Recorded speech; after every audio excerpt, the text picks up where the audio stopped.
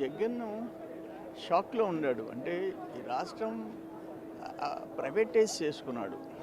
రాష్ట్రాన్ని ఆయన సొంత జేబు సంస్థ, జగతి పబ్లికేషన్స్, భారతీ సిమెంట్స్, సాక్షి పత్రిక ఆ టైప్ ఫీల్ అయిపోయినాడు. నా చేతిలో పెట్టుకొని మొత్తం దోచుకున్న దాకా వదిలిపెట్టకూడదు.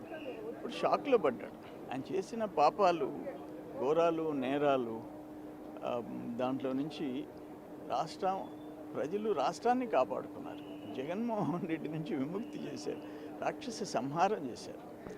సార్, ఎటువంటి అవినీతి జరిగిందంటారు ఈ 5 సంవత్సరాల కాలంలో? ఆల్రెడీ మీరు బాధ్యత అంటే అందరూ ప్రభుత్వ పాలన చేసి కొన్ని శాఖల్లో జరిగిందని చెప్పి కూడా నివేదికలు కూడా వస్తున్నాయి.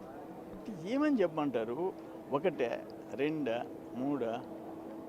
ఒక ల్యాండ్ మాఫియానా, ఒక మైనింగ్ మాఫియానా, ఒక శాండ్ మాఫియానా, ఒక లిక్కర్ మాఫియానా? చట్టాలు వాళ్ళ కాళ్ళ కింద నలిగిపోయినాయి. ఒక నిండు శాసనసభలో బడ్జెట్ సమావేశాలకు అత్యంత ప్రాధాన్యత. ఆ బడ్జెట్ కేటాయింపులకే విలువ లేదు ఆయన దగ్గర. రాష్ట్రం ఫినిష్ అయిపోయింది. ఇప్పుడు మళ్ళీ దాన్ని తిరిగి పునర్నిర్మాణం చేసుకోవాల్సిన బాధ్యత బాబు గారి మీద, కూటమి మీద పడింది. ఈ పొరపాటు కన్నా ఈసారి జరిగి ఉంటే రాష్ట్రం ఏం మిగిలేదు. అందుకని నేను చెప్పింది ఏంటంటే, ఆయనకి బాధ ఏంటంటే ఇప్పుడు ముఖం నల్లంగా పెట్టుకొని వచ్చాడు.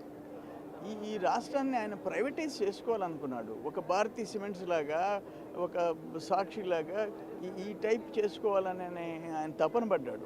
అది ఫుల్ఫిల్ కాలేదని బాధపడిపోతాడు.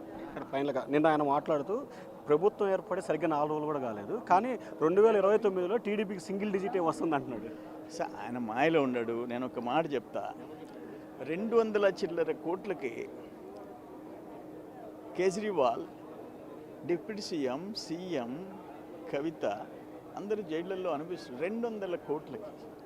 ఇక్కడ ఆంధ్ర రాష్ట్రంలో నెలకి 300 నుంచి 350 కోట్లు నెలకి అనుభవించాలిగా. ఉన్నాయిగా కేసులు, 13 కేసులు ఉన్నాయిగా. 10 ఏళ్ళు అయిపోయింది కదా, నువ్వు మేనేజ్ చేసుకున్నావు కదా 10 ఏళ్ళు. ఇక తప్పదుగా, ఆర్గ్యుమెంట్స్, హీరింగ్ స్టార్ట్ అయిపోద్దిగా. అనుభవించి తీరుతాడు.